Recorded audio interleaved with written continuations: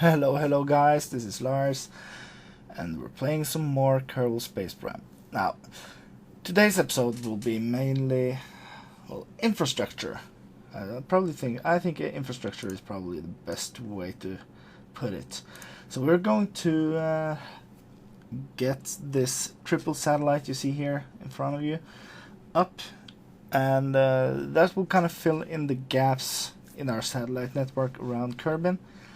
And we're getting this thing a bit higher here. As you can see, the periapse is now reaching 100, and we do want to put these into sort of similar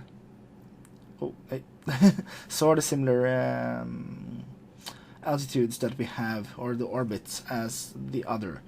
Now we have our network with the three inner satellites that are a bit out of phase and everything. This time I actually put a flight engineer on each of the satellites, which helps a lot. And yeah, as you can see here, we are just waiting for the correct time, and then we burn to increase our apoapse up until we actually reach the height we want.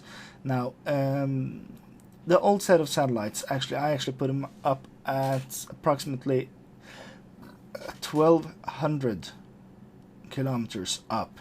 Now these are going to be at around 900, so they're going to be a bit faster around, but this is basically just to have better coverage in a wider span, basically. We don't want all of them to be in the same orbit, basically. So you can see there 900, and then we get back on there, rename it, because I'm going to try to rename them all, really. So we're going to call them the ComSat 900. That's basically so we know in which orbit they're in. And so I've renamed, or maybe I didn't do it yet. Yeah. Anyways, now present time. After this recording, the outer satellites are actually called the ComSat 1200s, and these are the 900s. Now these are more advanced. They have tons more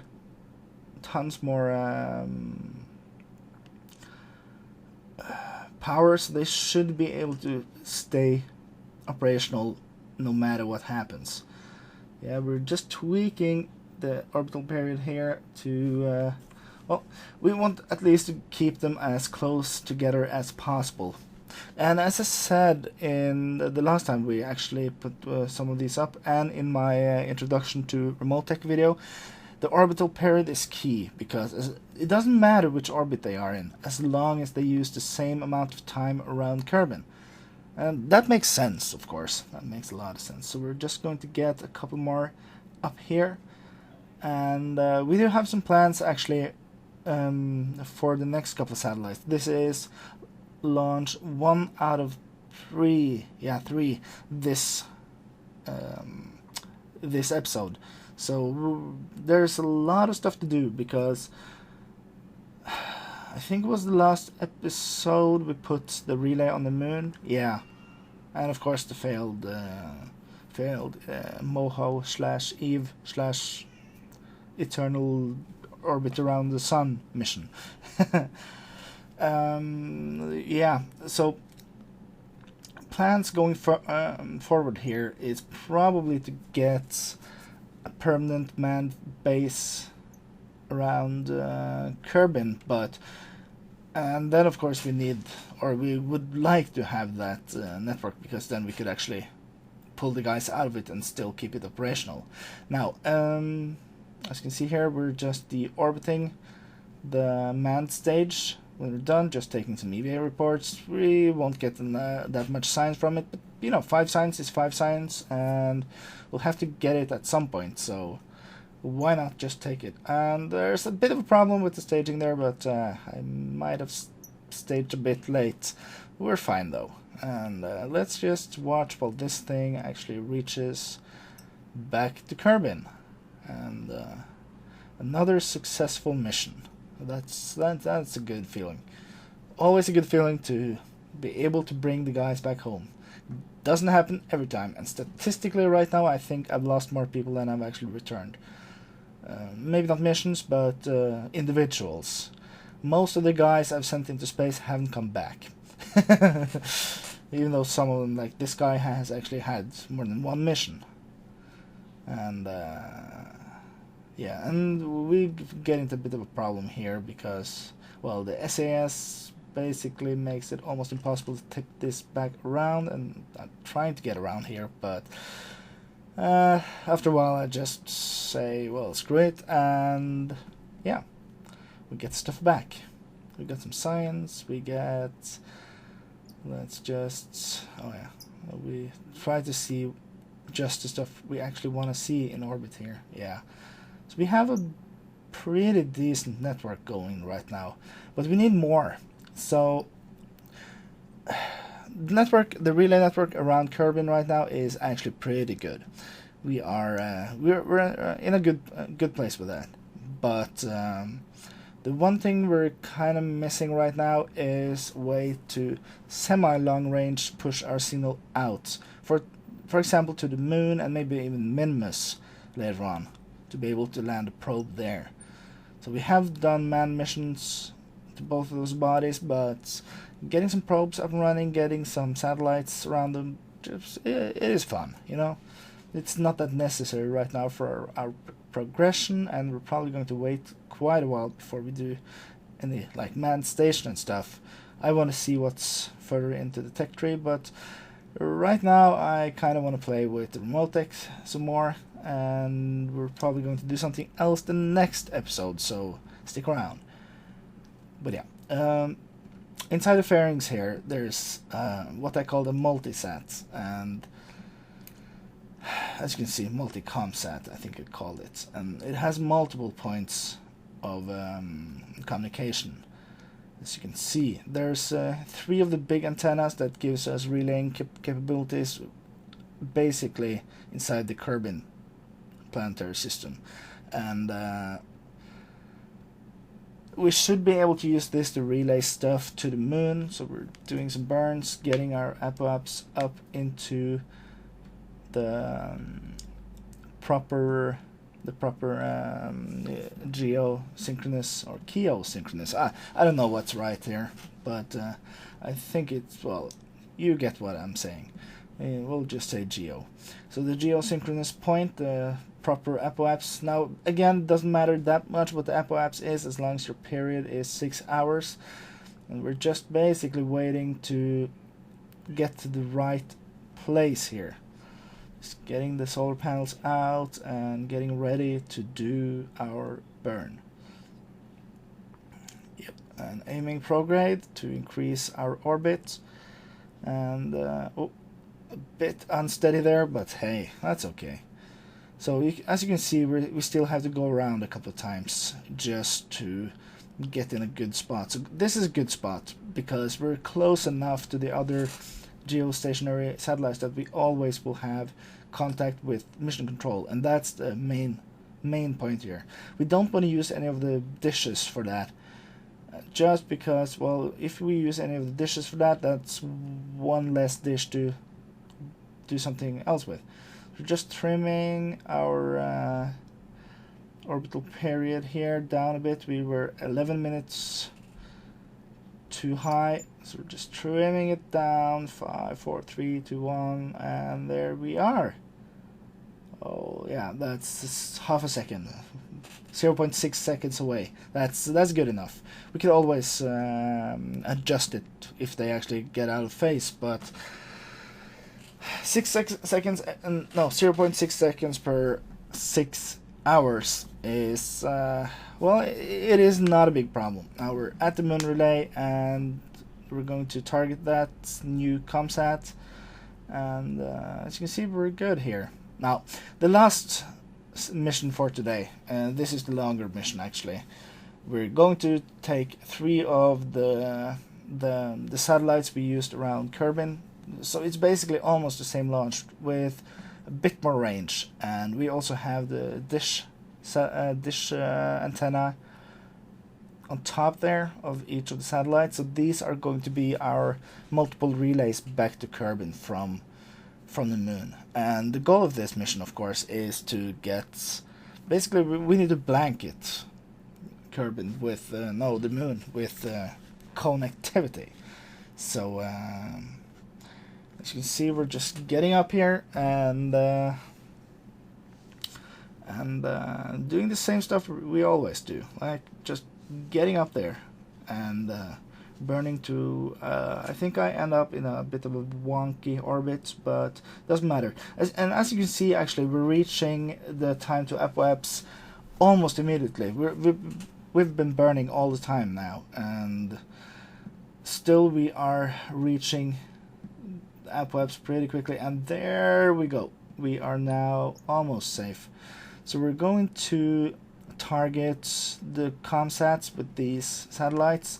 This also means that there's a better chance for us to actually keep in touch when we go to the backside of the planet here, because we're still going to turn around. And we drop that stage so that'll burn on re-entry, and we get situated, try to burn a bit against the against Kerbin to increase our periaps enough that if we should like black out and then dip into the atmosphere, like barely, we should still be fine and get another go. So let's go to the moon. Oh yeah, and we have a good periaps there.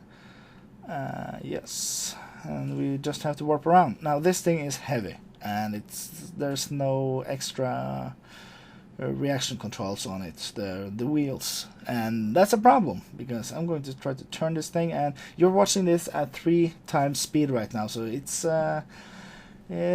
quite slow. It is quite slow, and we're probably going to cheat a bit and just warp when we get to the point here. Yes, like this, and just warp to yes, and we're good. We're going. Now I do make one mistake here, and that's it is not a big problem. I remove that and try to just eyeball it. That's not a big mistake. That's often not a big problem. Usually that's fine. But you'll see what happens here. I'm going to try to trim this so we actually hit the planet and then just release that. Again, that's fine. And then I try to adjust, and I basically adjust the wrong way, so we end up with an orbit the wrong way around. That is a problem, because we can't afford to actually go on the back side of the moon and circularize there. We need to do it on the front so we still have contact. And yeah, I haven't realized my mistake yet here. I'm just preparing and getting all the solar panels out because I've activated all the big dish antenna, and they're drawing quite a lot of power. Let's see here. Ooh, I'm getting a small drink while I'm just getting the panels. Yep. So we're going to the moon, and you can see we still have contact until, well, yeah, we actually lost contact there for a second, but that's fine. Now I've realized my mistake. This would be fatal. Now I tried to play with the nodes here, but then I realized that screw that, we'll just burn due east and we should be fine. Yeah, let's turn that around, and yeah, like this. Okay, so right now we are in a proper, we have a proper periaps. We put it at around 300, I think, a bit, no, 250. That's good. And get to the periaps, and you can see we're actually linked through the moon relay. That's kind of neat, actually. So if we actually lost direct contact because it just ended up behind there, we would still be in contact. Right, so we get a high apoapse, go out there, and now this is a bit important because we want to get into an inclined orbit with these guys. We really don't want to be a flat orbit, because then there's too big of a chance of us getting behind the moon, and well, between the moon and between no, the moon getting between us and Kerbin at inopportune times. Also, this will kind of make it easier, you know. Will kind of make it easier because right now, if we had a flat orbit, every time we pass by the moon, we would be blacking out.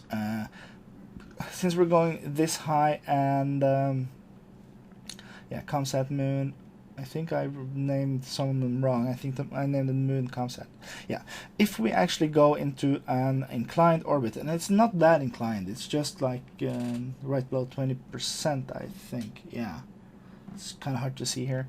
That means that there's, for each time we actually get the moon between us and Kerbin, there's a smaller chance of it actually blocking us, because, well, there's basically only 2 times that would happen. Like, if moon, yeah, like right here you can see that we barely lose contact instead of losing contact all the way around.